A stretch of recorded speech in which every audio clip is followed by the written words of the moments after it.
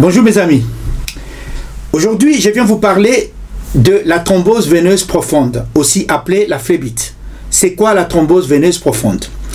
La thrombose veineuse est un caillot de sang qui se forme dans une veine. Elle touche le plus souvent le membre inférieur. Quand ces caillots s'installent dans une veine superficielle, on parle de phlébite superficielle ou paraphlébite, qui reste bénigne. Alors que si ces caillots s'installent dans une veine profonde, on parlera de phlébite ou de thrombose veineuse profonde.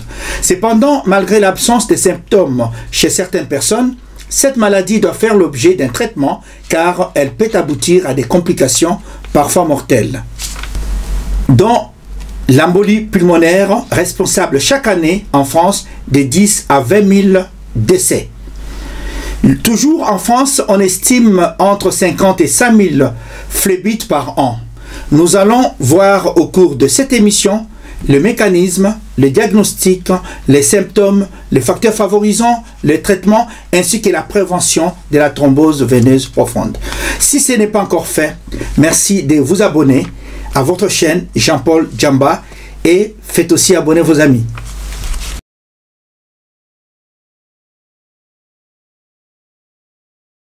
Certaines personnes sont plus prédisposées que d'autres aux phlébites. Normalement, lorsqu'un caillot est formé, le corps le dissout totalement ou en partie, grâce à un mécanisme de protection interne. Dans ces cas, la personne concernée ne remarque rien et ne se rend même pas compte et ne présente aucun signe.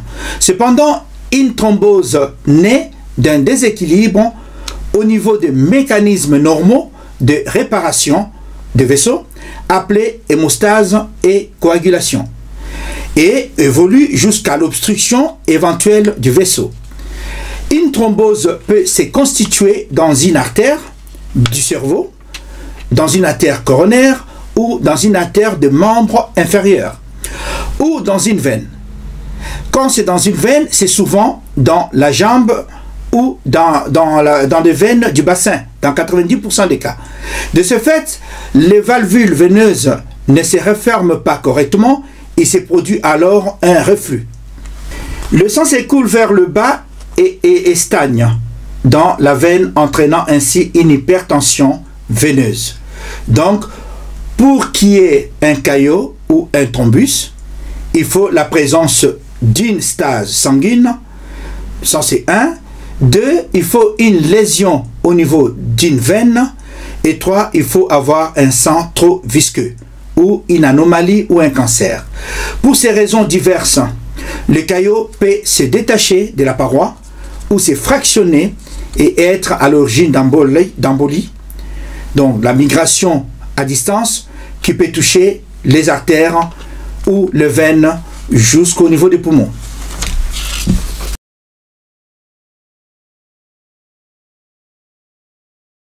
Les signes ne sont pas malheureusement systématiquement présents car la phlébite peut être aussi asymptomatique. Cependant, quand il y a des signes, ils sont variables en fonction de la localisation de la phlébite. Il y a présence de rougeurs, ça c'est le premier signe. Présence de rougeurs au niveau de la jambe et de la cheville. Il y a un œdème, c'est-à-dire un gonflement au niveau des mollets. Troisième signe, il y a la douleur au niveau de la jambe ou du mollet. La douleur, deux fois, pendant la marche ou au repos. Il y a une douleur spontanée qui est provoquée par la palpation. Quand on touche à la jambe qui est rouge, qui est édémacée, il y a la douleur. Il y a une hyperthermie par moment, donc une élévation de la température cutanée. Notez bien que la douleur est unilatérale, c'est-à-dire que la douleur de la phlébite s'attaque souvent à une jambe.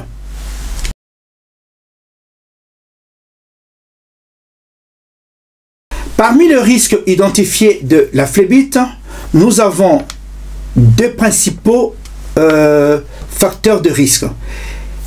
Il y a l'insuffisance veineuse et en deuxième position, il y a l'hypercoagulation du sang qui favorise la formation des caillots. Elle peut être due soit à la prédisposition génétique, soit par le tabagisme, soit par l'obésité, soit par la prise de certains médicaments comme la contraception hormonale ou les corticoïdes. La grossesse aussi fait partie de facteurs de risque, car une femme est 5 à 6 fois plus susceptible de développer une phlébite lorsqu'elle est enceinte. Il y a aussi l'âge qui est un facteur de risque, car plus on avance en âge, plus on est exposé. Mais n'empêche que les jeunes aussi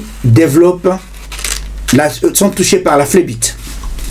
Il y a la sédentarité, il y a certains cancers ou maladies inflammatoires, il y a l'anomalie héréditaire des facteurs de coagulation.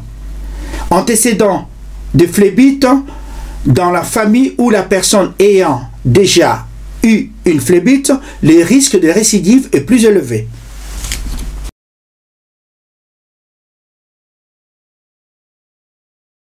L'observation clinique ne suffit pas à affirmer l'existence d'une phlébite. Il faut procéder à un examen d'imagerie médicale appelé l'écho-Doppler, l'échographie Doppler, qui est un examen simple, rapide et indolore, qui ne dure que 5 à 10 minutes. L'écho-Doppler a pour but d'aller voir la veine et le flux sanguin, c'est-à-dire visualiser les caillots, préciser sa localisation et son étendue. Ensuite, il y a une analyse sanguine spécifique pour mesurer la concentration de D-dimère. Le D-dimère qui est un produit de dégradation des caillots. Si c'est négatif, on élimine le diagnostic de phlébite. Par contre, si c'est positif, on confirme le diagnostic. En effet, un diagnostic et un traitement précoce réduit considérablement le risque de complications graves.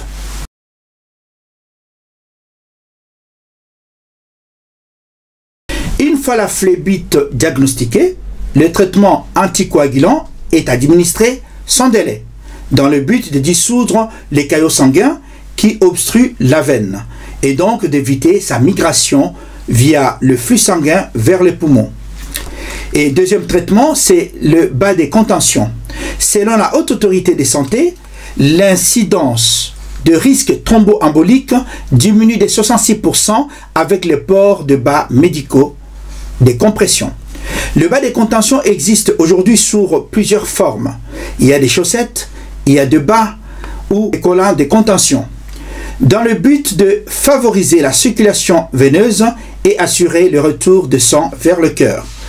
Par rapport au traitement de phlébite ou de thrombose superficielle, le bas des contentions et un traitement local suffisent, car c'est une prise en charge d'une insuffisance veineuse superficielle.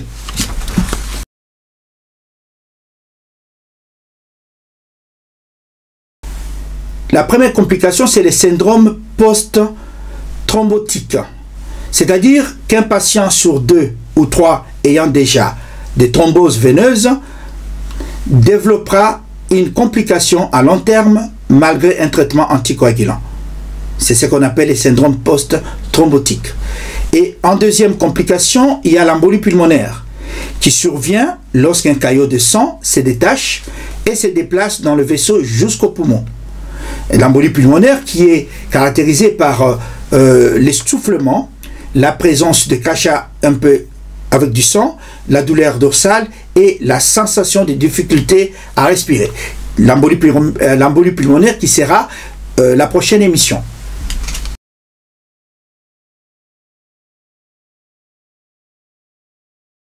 Les périodes d'alitement prolongées peuvent être évitées. Les jambes doivent être surélevées environ 10 cm. Évitez également toute source de chaleur sur les jambes, comme prendre de bains ou des douches très chaudes, voire brûlantes.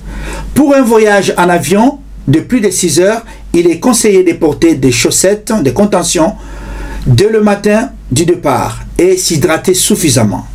Il est possible d'agir individuellement sur le risque de phlébite en appliquant certaines règles d'hygiène de vie au quotidien. Pratiquer une activité physique, lutter contre la surcharge pondérale, éviter de fumer, pratiquer de la marche, la natation. En pratiquant de la marche, vous favorisez la résorption des caillots sanguins et vous favorisez les retours veineux.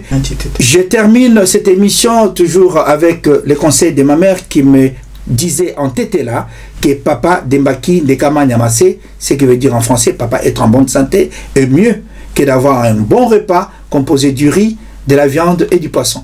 Je vous remercie.